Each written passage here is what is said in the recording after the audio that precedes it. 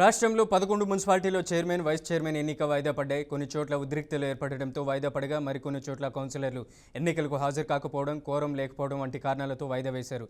అయితే నేడు ఈ 11 మున్సిపాలిటీలో చైర్మన్ ఎన్నిక జరగనుంది.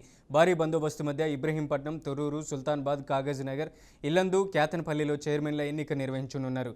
అలాగే ఖానాపూర్, జహీరాబాద్, ఇంద్రేశం, డోర్నకల్, జనగామ మున్సిపాలిటీలో చైర్మన్ల ఎన్నిక జరగనున్నట్లు అధికారులు తెలిపారు.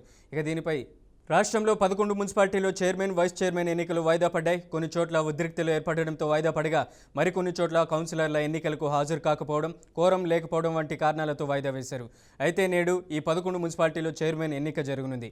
భారీ బందోబస్తు మధ్య ఇబ్రహీంపట్నం, తొర్రూరు, సుల్తానాబాద్, కాగజ్ నగర్, ఇల్లందు, కేతనపల్లిలో చైర్మన్ ఎన్నిక నిర్వహించనున్నారు.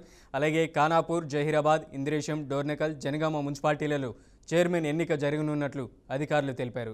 ఇదే అంశానికి సంబంధించి అప్డేట్ ఇవ్వడానికి మా senior special correspondent Ramakrishna phone లైన్లో ఉన్నారు.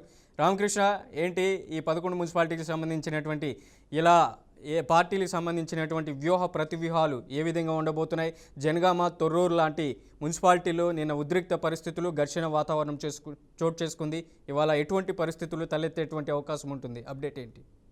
అయితే ఈరోజు 11 మున్సిపాలిటీలకి సంబంధించి ఏదైతే కౌన్సిల్ ప్రమాణ స్వీకారం ఉంటుందో అది ఎస్ఈసి ఈ రోజుకి పోస్ట్ పోన్ చేసింది. నిన్న కొన్ని అనివార్య కారణాల వల్ల ఏదైతే ఈ 11 మున్సిపాలిటీలకి సంబంధించి పోస్ట్ పోన్ చేయాల్సి వచ్చింది. కొన్ని చోట్లయితే ఎక్స్ అఫీషియో ఎవరైతే ఉంటారో 2 చోట్ల ఏదైతే ఈ ప్రమాణ స్వీకారానికి సంబంధించి ఓటు హక్కు వినియోగించుకుంటున్నారు అని చెప్పేసి కొన్ని అభ్యంతరాలు రావడంతో లేదు అంటే కొంతమంది ఎవరైతే కౌన్సిలర్లు ఉంటారో ఆ కౌన్సిలర్లు అధికార పార్టీ కొంత ఇబ్బంది పెడుతుంది, ఖచ్చితంగా ఇక్కడ పోస్ట్ పోన్ చేయాలని చెప్పేసి ఎన్నికల సంఘానికి సంబంధించి ఏదైతే ప్రతిపక్ష పార్టీలు ఉంటాయో ఆ ప్రతిపక్ష పార్టీలు కోరిన నేపథ్యంలోనే ఈ రోజుకి మున్సిపాలిటీలకు సంబంధించి 11 మున్సిపాలిటీలకు సంబంధించి ఈ రోజు ప్రక్రియ పూర్తి చేసేందుకు అన్ని ఏర్పాట్లు కూడా పూర్తి చేశారు. నిన్న కొంత ఏదైతే ఈ 11 మున్సిపాలిటీలకి సంబంధించి కొంత ఘర్షణ వాతావరణం అయితే నెలకొంది అని చెప్పుకోవచ్చు. సో ఈ రోజు ఎక్కువ మంది పోలీస్ బందోబస్తు నిర్వహిస్తూ అక్కడ ఏదైతే స్వచ్ఛందంగా గెలిచినటువంటి ఏ పార్టీకి సంబంధించిన వాళ్ళైనా ఏ ప్రలోభాలకు గురి కాకుండా ఎవరికి మద్దతు ఇవ్వాలనుకుంటున్నారో వాళ్ళకి ఇచ్చేందుకు అధికారులు కావచ్చు, పోలీసు వ్యవస్థ మొత్తం కూడా వాళ్ళకి కావాల్సినటువంటి అన్ని ఏర్పాట్లు, సెక్యూరిటీ అంతా కూడా ప్రొవైడ్ చేసింది. సో ఈ రోజు స్వచ్ఛందంగా ఎలాంటి ఇబ్బంది లేకుండా ఎవరికి సపోర్ట్ చేయాలనుకుంటే వాళ్ళకి సపోర్ట్ చేసేందుకు అన్ని ఏర్పాట్లు చేశారు.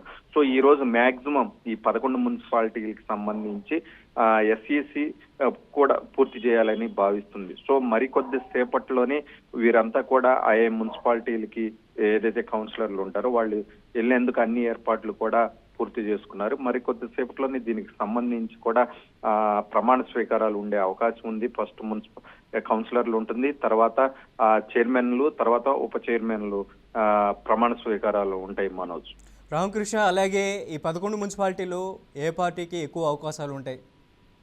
దాదాపుగా ఏదైతే అధికార పార్టీ ఎక్కువగా దాదాపుగా 7 వరకు కైవసం చేసుకునేందుకు ప్రస్తావలాడుతుంది, వ్యూహ రచన రచించింది. సో దానిలో భాగంగానే ఈ వాయిదాల పరంపర కొనసాగింది నిన్న కూడా. సో మొత్తం మీద ఎక్కువ దాదాపుగా ఈ 11లో కూడా ఎక్కువ మున్సిపాలిటీలు అధికార పార్టీ కైవసం చేసుకునేందుకే ఈ కుట్రలు జరుగుతున్నాయి అని చెప్పేసి ప్రతిపక్ష పార్టీలు ఆరోపించిన నేపథ్యంలో కొంత ఎస్ఈసి మీద వ్యతిరేకత కూడా వస్తుంది కాబట్టి కొంత నిన్న పోస్ట్ పోన్ చేసిన పరిస్థితి. ఎర్రవల్లి దయాకర్ లాంటి వాళ్ళు కూడా రోడ్డు పైన బైఠాయించారు. ఏదైతే ఎంపీ ఉన్నారో ఎంపీ కూడా భువనగిరి ఎంపీ కూడా బస్సును కూడా మధ్యలోనే ఆపేయడంతో కాంగ్రెస్ ఎంపీ. సో ఇవన్నీ కూడా కొంత ఉద్రిక్త వాతావరణం నెలకొన్న నేపథ్యంలోనే ఎస్ఈసి కూడా పోస్ట్ పోన్ చేసింది. సో ఈ రోజు సర్దుమణిగిన తర్వాత పోలీసులు పహారీలో ఈ మున్సిపల్ ఏదైతే 11 మున్సిపాలిటీలకి సంబంధించి కూడా ప్రమాణ స్వీకారం ఉండే అవకాశం ఉంది. సో ఎలాంటి ఎస్ఈసి మీద నింద రాకుండా తగు జాగ్రత్తలు కూడా తీసుకుందని భావించవచ్చు. మనోజ్, జనగామ, తొర్రూరు లాంటి మున్సిపాలిటీలు రాష్ట్రంలోనే హై వోల్టేజ్ని తలపిస్తుంది. 3 పార్టీలకు సంబంధించినటువంటి ట్రయాంగిల్ కూడా ఏర్పడినటువంటి పరిస్థితి ఉంది. మొత్తానికి అధికార పార్టీకే దక్కేటువంటి అవకాశం ఉంటాయా? తొర్రూరు ఖచ్చితంగా తొర్రూరు కానీ ఇవన్నీ కూడా ఏదైతే కొంత బిఆర్ఎస్ కి అనుకూలంగా ఉంది. సో ఖచ్చితంగా అక్కడ కూడా ఏదైతే కాంగ్రెస్ పార్టీ ఖచ్చితంగా కొంత అవకాశం ఉన్న చోట మాత్రం ఖచ్చితంగా సీఎం రేవంత్ రెడ్డి స్పష్టంగా చెప్పారు.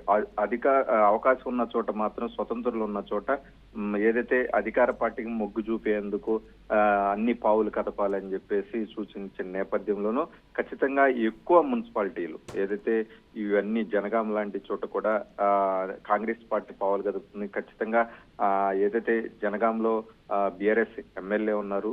సో ఇవన్నీ కూడా కొంత ప్రతిపక్షానికి కలిసి రాకుండా కాంగ్రెస్ పార్టీకి అనుకూలంగా తిప్పుకోవడానికి అని చెప్పుకోవచ్చు. సో ఖచ్చితంగా ఏదైతే ఎక్కువ మంది కౌన్సిలర్లు కాంగ్రెస్ పార్టీకి మొగ్గు చూపేందుకు నిన్న రాత్రి జరిగినటువంటి మంతనాలు కావచ్చు, ఇవన్నీ కూడా ఈ రోజు రాజకీయం ఒక్కసారిగానే మారిపోతుందని చెప్పుకోవచ్చు.